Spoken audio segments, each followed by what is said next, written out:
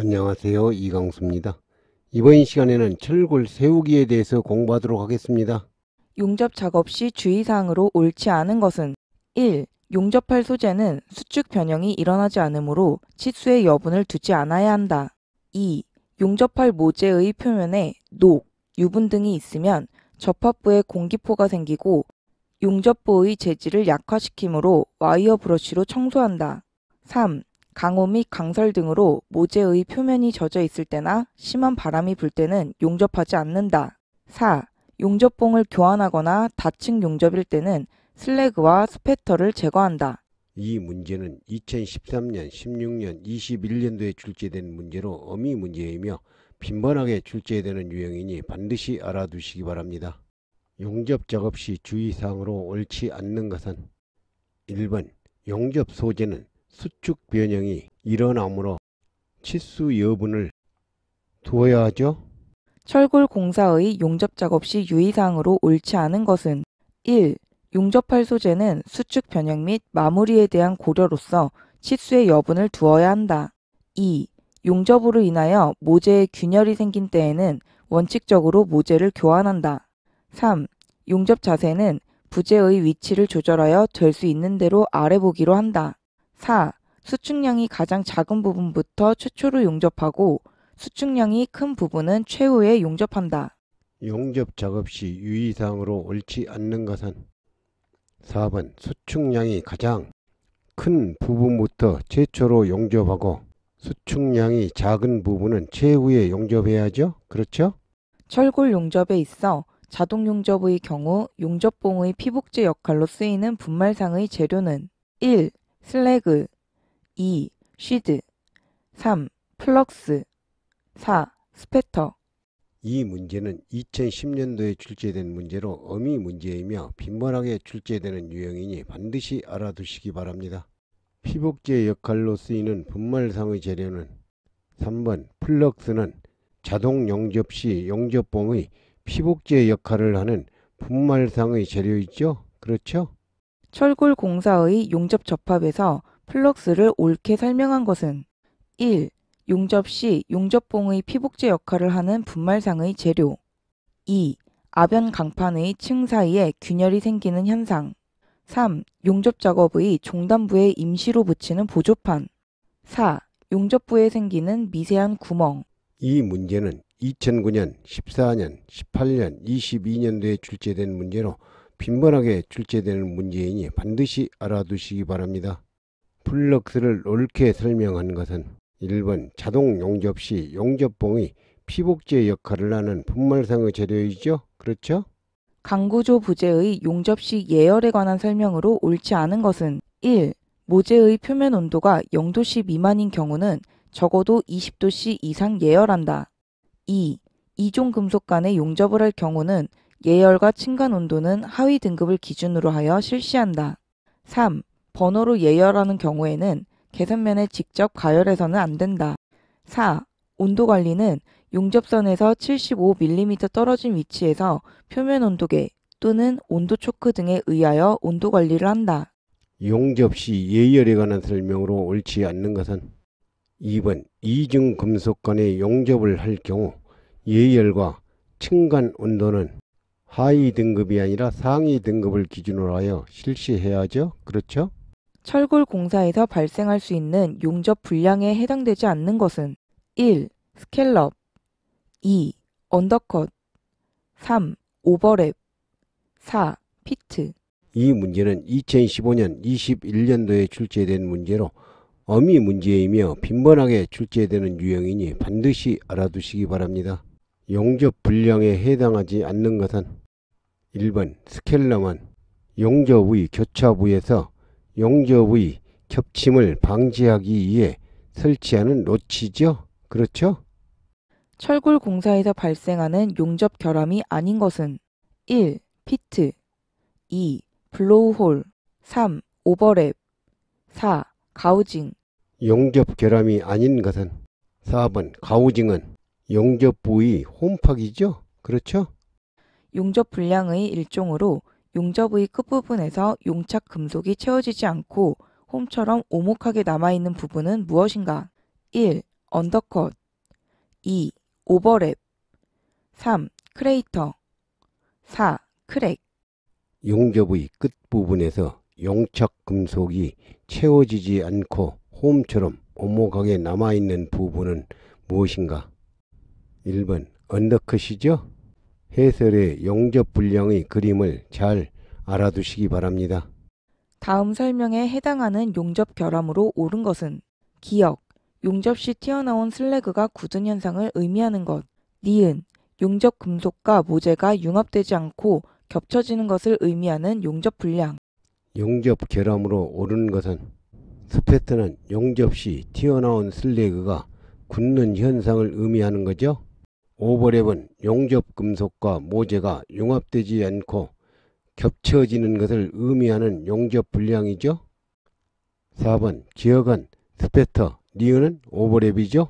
다음 각 용접 분량에 대한 원인으로 적절하지 않은 것은 1. 언더컷, 운봉 분량, 전류 과대, 용접봉의 선택 부적합. 2. 용입 분량, 너무 느린 속도, 전류 과대. 3. 크레이터, 전류 과대, 운봉 부적합. 4. 크랙, 전류 과대, 모재 분량. 용접 분량에 대한 원인으로 적절하지 않는 것은 2번 용입 분량은 용접 모재의 한 부분이 용착되지 못하고 남아있는 현상이죠. 그렇죠? 철골 공사에서 용접 작업 종료 후 용접보의 안전성을 확인하기 위해 실시하는 비파괴 검사의 종류에 해당되지 않는 것은 1. 방사선 검사. 2. 심투 탐상 검사. 3. 반발 경도 검사. 4. 초음파 탐상 검사. 이 문제는 2013년 16년도에 출제된 문제로 어미 문제이며 빈번하게 출제되는 유형이니 반드시 알아두시기 바랍니다.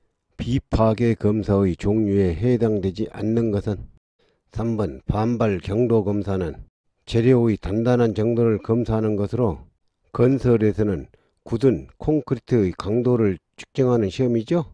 그렇죠? 철골 용접 부위의 비파괴 검사에 관한 설명으로 옳지 않은 것은 1. 방사선 검사는 필름의 밀착성이 좋지 않은 건축물에서도 검출이 우수하다. 2. 침투 탐상 검사는 액체의 모세관 현상을 이용한다. 3. 초음파 탐상 검사는 인간의 귀로 들을 수 없는 주파수를 갖는 초음파를 사용하여 결함을 검출하는 방법이다. 4. 외관 검사는 용접을 한 용접공이나 용접관리 기술자가 하는 것이 원칙이다.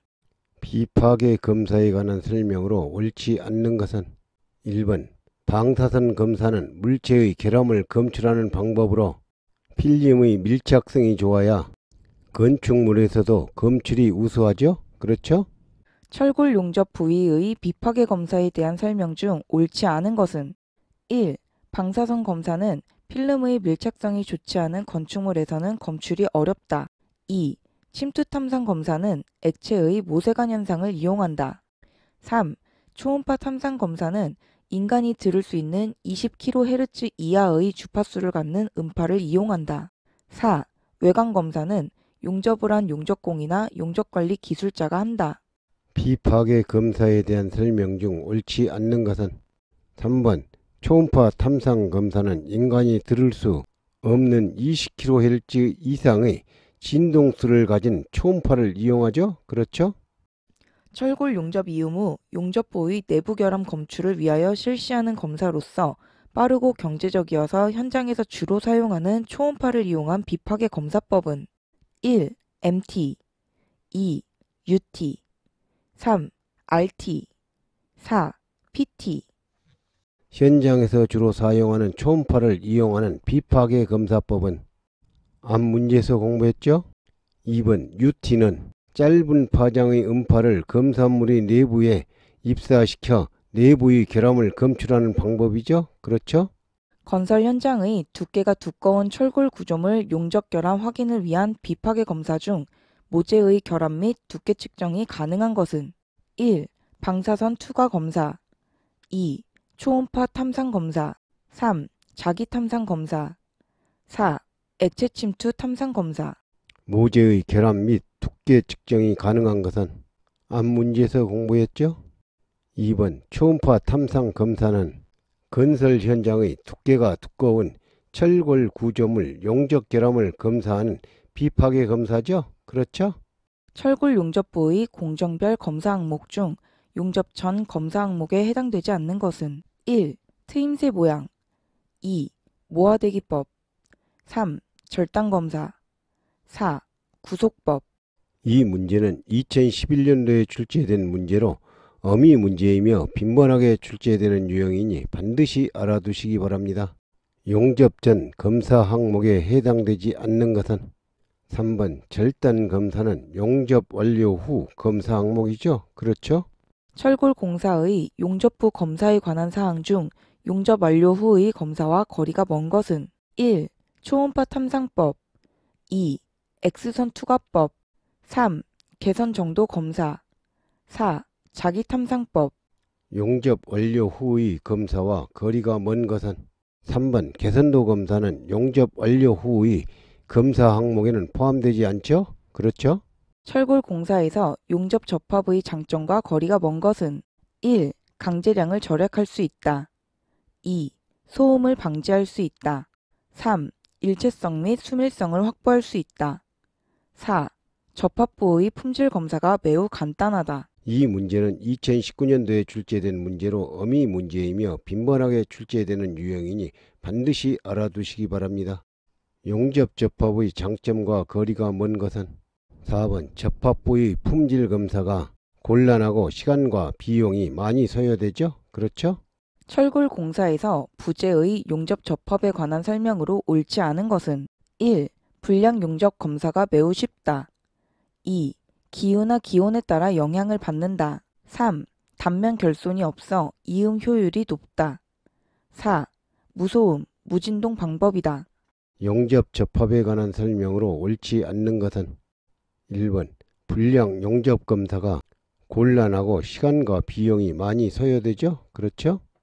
철근 용접 이음 방식 중 캐드 웰딩 이음의 장점이 아닌 것은 1. 실시간 유광 검사가 가능하다. 2. 기후의 영향이 적고 화재 위험이 감소된다. 3. 각종 이형 철근에 대한 적용 범위가 넓다. 4. 예열 및 냉각이 불필요하고 용접 시간이 짧다. 캐드 웰딩 이음의 장점이 아닌 것은 1번 실시간 유관 검사가 불가능하다는 것이 단점이죠? 그렇죠? 철골 공사의 모살 용접에 관한 설명으로 옳지 않은 것은 1. 모살 용접의 유효 면적은 유효 길이의 유효 목 두께를 곱한 것으로 한다. 2. 모살 용접의 유효 길이는 모살 용접의 총 길이에서 2배의 모살 사이즈를 공제한 값으로 해야 한다. 3. 모살 용접의 유효 목 두께는 모살 사이즈의 0.3배로 한다. 4. 구멍 모살과 슬롯 모살 용접의 유효 길이는 목 두께의 중심을 잇는 용접 중심선의 길이로 한다. 모살 용접에 관한 설명으로 옳지 않는 것은 3번 모살 용접의 유효 목 두께는 모살 사이즈의 0.3배가 아니라 0.7배죠? 그렇죠? 철골 공사에서 철골 부재의 용접과 관련된 용어가 아닌 것은 1. 위핑 2. 토크 3. 루트 4. 크랙 용접과 관련된 용어가 아닌 것은 2번 토크는 비틀림 모멘트죠? 그렇죠? 필렛 용접의 단면상 이론 목 두께에 해당하는 것은 목 두께에 해당하는 것은 해설에 필렛 용접의 용입 깊이의 치수 표시 방법은 잘 설명되어 있죠? 정답은 4번 목 두께는 D지요? 그렇죠?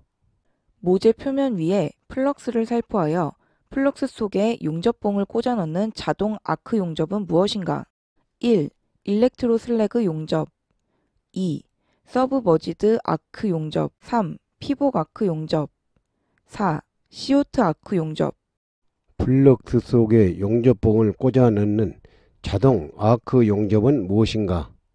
2번 서브머지드 아크 용접은 용접 와이어를 박아 넣어 자동적 또는 연속적으로 아크 용접을 하는 방법이죠? 그렇죠? 강구조 건축물의 현장 조립 시 볼트 시공에 관한 설명으로 옳지 않은 것은 1. 마찰 내력을 저감시킬 수 있는 틈이 있는 경우에는 끼움판을 삽입해야 한다. 2.